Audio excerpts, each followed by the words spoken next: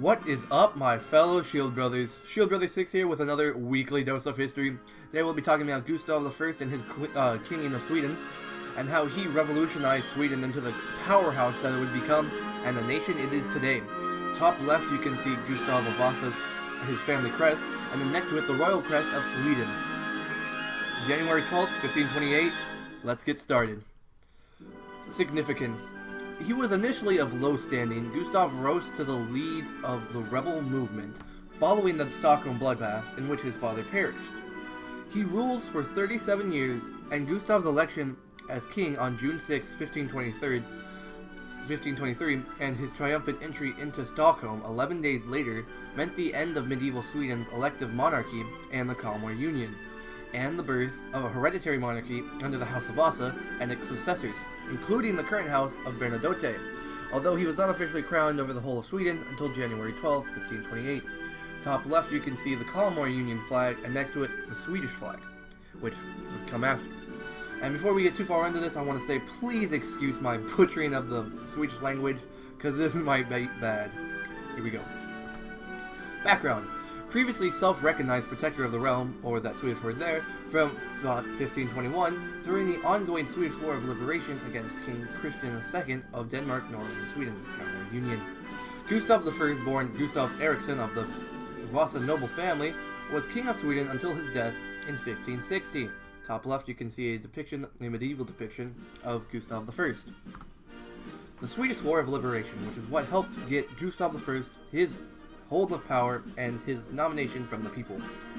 The Swedish War of Liberation 1521-23, or the Swedish word for there, Griget, the Liberation War, also known as Gustav Vasa's Rebellion and the Swedish War of Secession, was a rebellion and a civil war in which Gustav Vasa successfully deposed the Danish-Norwegian king Christian II as regent of the Kalmar Union in Sweden. On the right, you can see the entry of Gustav Vasa into Stockholm by Carl Larsson, 1908 oil depiction of his triumphant entry into Stockholm, which I talked about earlier, which signified the ending of the Kalmar Union. The background of the war. The Kalmar king and his ally, the Swedish Archbishop Gustav Troll, had tried to eliminate the separatist Druid party among the Swedish nobility by executing a large number of them in the Stockholm bloodbath. The king was also unpopular for imposing high taxes on the peasantry. Furthermore, German and Danish nobles and commoners held most of the Swedish castles and provoked the native Swedish nobles, because these Swedish nobles, these family castles that are supposed to be theirs by birthright, was being held by the German and Danish nobles instead, which was infuriating to them because their birthright, their family heirloom essentially, their castle, was not theirs. The rebellion. The war started in January of 1521 when Gustav Vasa was appointed Hovitsman, or commander, over Dalarna by representatives of the population in that northern part of the province. After Gustav Vasa sacked the copper mine of Kopparberg and the town of Västerås, more men joined his army. In 1522, the Hanseatic city of Lubeck allied with the Swedish rebels. After the capture of Stockholm in June 1523, the rebels effectively controlled Sweden, and on the 6th of June, Gustav Vasa was elected King of Sweden in the town of Strängnäs, although, like I said, he wouldn't be over the whole of Sweden until January 12, 1528. By September, Swedish Finland was also controlled by Gustav Vasa's supporters. By the Treaty of Malmo, signed on the 1st of September 1524, Sweden succeeded from the Kalmar Union. The key battles. The Battle of Brunnsbacksfjärden, or the Brunnsback Ferry, is top left depicted there, and it's on the left of the screen. When news about the Swedish revolt reached Christian II, he sent a force of Landsknechten to crush the rebellion. In April of 1521, the Union forces confronted Gustav Vasa's men at Brunnsback Ferry, and the king's army was crushed by the Swedish. This victory greatly improved the Swedish rebels' morale and holding positions. The Battle of Västerås on the right. The rebel army continued south to Västerås, which they conquered and sacked. When words of Gustav Vasa's successes spread across Sweden, the supporters of the rival Sture family decided to join the revolt. By the end of April 1521, Gustav Vasa controlled Dalarna, Gästrikland, Nark, and Västmanland. All battles. All the battles are depicted here on the right of your screen. Battle of Falun, February 1521. Battle of Brennicksberg Ferry, April 1521. Battle of Västerås, 29th of April 1521. Conquest of Uppsala, 18th of May 1521. Conquest of Kalmar, which is not going to be confused with the Kalmar Union, it's also a city and castle. Conquest of Kalmar, 27th of May 1523. And the Conquest of Stockholm, 16th and 17th of June 1523. Those are all the significant battles, or all the battles, that are listed that were part of the Swedish Reformation. Afterwards, Gustav's role. He worked to raise taxes and feudalism and bring about a Swedish Reformation. He even replaced the holdings of the local landowners, noblemen, and clergy with centrally appointed governors and bishops. His 37-year rule, which was the longest of a mature Swedish king to that date, saw a complete break with not only the Danish supremacy, but also the Roman Catholic Church, whose assets were then nationalized with the Lutheran Church of Sweden established under his personal control. He became the first truly autocratic native Swedish sovereign and was a skilled propagandist and bureaucrat, with his main opponent, Christians, infamous mark as the Tyrant King, and his largely fictitious adventures during the liberation struggle still widespread to date. Due to a vibrant dynastic succession, his three sons, Eric the XIV, Johann III, and Karl IX, all held the kingship at different points of their lives. The Reformation. Due to the conflicts and persistence on impossible nominations from the Pope, Gustav found himself influenced by Lutheran scholar Olaus Petri, and in 1531 took it upon himself to appoint yet another archbishop, namely the brother of Olaus, Laurentius Petri. With this royal act, the Pope lost any influence over the Swedish Church. In the 1520s, the Petri brothers led a campaign for the introduction of Lutheranism.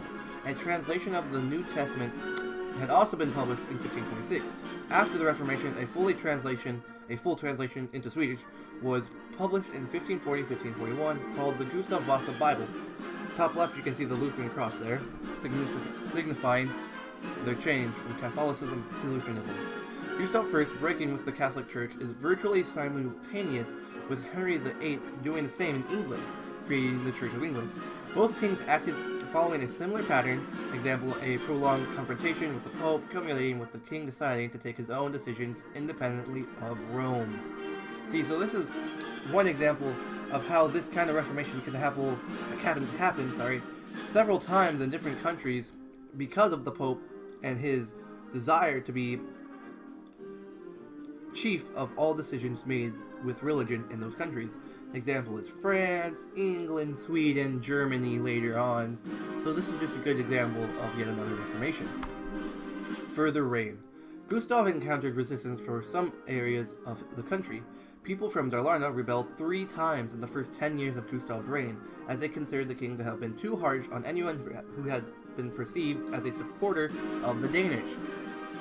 Many of those who had helped Gustav in his war against the Danes became involved in these rebellions and paid for this, several of them with their lives, because his former supporters who helped him during the rebellion turned on him and had their own rebellion against him. Peasants in Småland rebelled in 1542, fueled by grievances over taxes, church reform, and confiscation of church bells and vestments. For several months, this uprising caused Gustav severe difficulties in the dense forest. The king sent a letter to the people of the province of Dalarna, requesting that they should circulate letters to every Swedish province, stating their support for their king with their troops, and urging every other province to do the same. Gustav got his troops, and with whose help, and not least of all, whose paid German mercenaries, he managed to defeat the rebels in the spring of 1543. Top left, you can see Gustav I depicted on Swedish currency of the $1,000 mark. End of his reign. In the late 1550s, Gustav's health declined. With his grave was opened in 1945, an exhumation of his corpse revealed that he had suffered chronic infections of his leg and jaw. He gave a so-called last speech in 1516 to the chancellors, his children, and other noblemen, whereby he encouraged them to remain united. On the 29th of September 1560, Gustav died and was buried together with 3 of his wives, while only 2 are engraved, in the Cathedral of Uppsala, which you can see top left, the monument and grave of those royalty. Legacy. The memory of Gustav has been honored greatly, resulting in embroidered history books, commemorative coins, an annual ski event in Vasaloppet, the largest ski event in the world with 15,000 participants. When it's remembering when the rebels had to ski a long distance to catch up with him to tell him they were standing with him, and it's in honor of that. The city of Vasa in Finland was also named after the royal house of Vasa in 1606. Gustav is currently portrayed on the 1,000 kroner note, which was replaced by a new note featuring Dag Hammarskjöld. But he was on the 1,000 kroner note, which I said on that last slide, top left. Gustav has been regarded by some as a power-hungry man who wished to control everything, the church, the economy, the army, and all foreign affairs he could. But in doing this, he also managed to unite Sweden, a country that had previously had no standardized language, and where individual provinces had a strong regional power. He also laid the foundation of Sweden's professional army that was to make the Sweden into the regional superpower that it was in the 17th, 18th, and part of the 19th centuries. See, because of what he did to unify it, it would later become this northern empire that could rival Russia all the way up to their Great Northern War. Well, thank you for watching. This has been Shield Brother 6 with yet another weekly dose of history. As always, I hope you enjoy. Please leave a like, please leave a dislike, please leave a comment, please hit that subscribe button, and as always, I'll catch you next time.